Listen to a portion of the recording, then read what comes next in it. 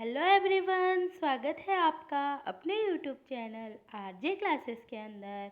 और मैं यहाँ आपकी दोस्त। हम यहाँ हिस्ट्रिकल टॉपिक स्टार्ट कर रखा है मगध का उत्कर्ष, और जिसमें हमने कल देखा था हयक वंश यानी पितृहंता वंश।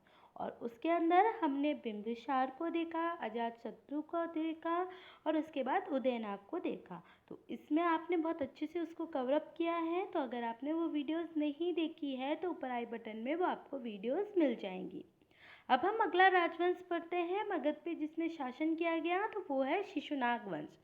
देखिए, अगर हम बात करें शिशुनाग वंश, तो इसके अंदर आपको जो ध्यान रखने वाली बातें हैं, सबसे पहले तो इसकी संस्थापक है कौन है, शिशुनाग है, क्योंकि शिशुनाग वंश के नाम से ही है विख्यात।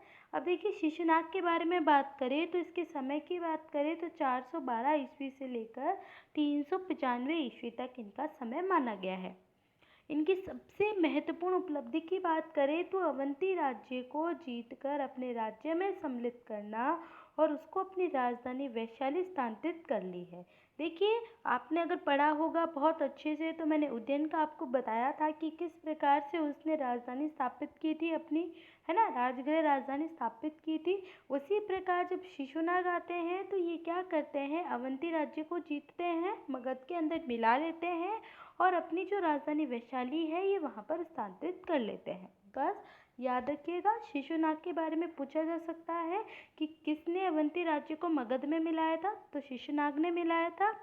साथ ही इन्होंने जो अपनी राजधानी वैशाली थी वो वहाँ पे स्थानांतरित कर ली थी। बस शिशुनाग के अंदर हमें इतना ही पता करना है। नेक्स्ट एक और राजा है, इसी के ही कालशोक या काकण वंश के नाम से जाने जाते हैं ये।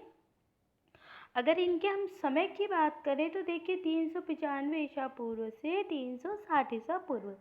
अब कालशोक के समय में ही द्वितीय बौद्ध संगति का आयोजन वैशाली में हुआ। याद रखिएगा, मैंने आपको बताया था कि किसके संबंध में प्रथम बौद्ध संगति आयोजित हुई थी, अजातशत्रु के संबंध में, जो कि हय्यक वंश के हैं।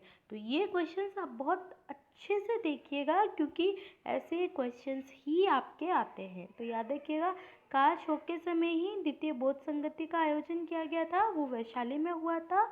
इसने अपनी राजधानी वैशाली से पाटलिपुत्र स्थानांतरित कर ली थी।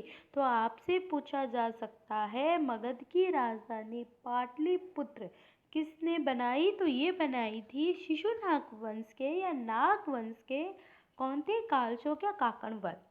इसी प्रकार पाटलिपुत्र मगध राजवंश की स्थायी राजधानी बनाई गई।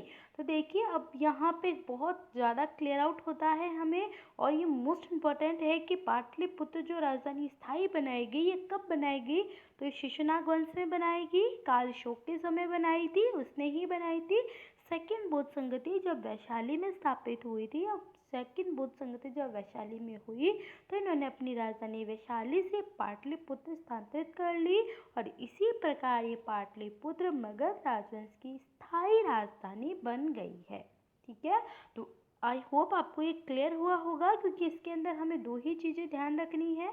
एक, इसके अंदर इन्होंने अवंती राज्य को मिलाया और उसके बाद वैशाली में अपनी राजधानी स्थानांतरित की, और कालशोक या काकणवल ने सेकंड बौद्ध संगति इनके समय होती है, और ये वैशाली को पाटलिपुत्र स्थानांतरित करते हैं राजधानी को, और इसके बाद मगध की यही एक स्थायी राजधानी बनती है। तो आई होप आपको शिशुनाग वंश पढ़ने में कोई दिक्कत नहीं होगी। जितने भी फैक्ट इससे लगते हैं जो एग्ज़ाम में आते हैं, बस इस दो ही राजाओं के ऊपर आते हैं। तो आप इनको बहुत अच्छे से देखिएगा। आज के लिए इतना ही। अगर आप हमारे चैनल पे नए हैं तो प्लीज़ चैनल को सब्सक्राइब कीजिएगा, लाइक कीजिएगा, शेयर कीजिएगा। Thank you.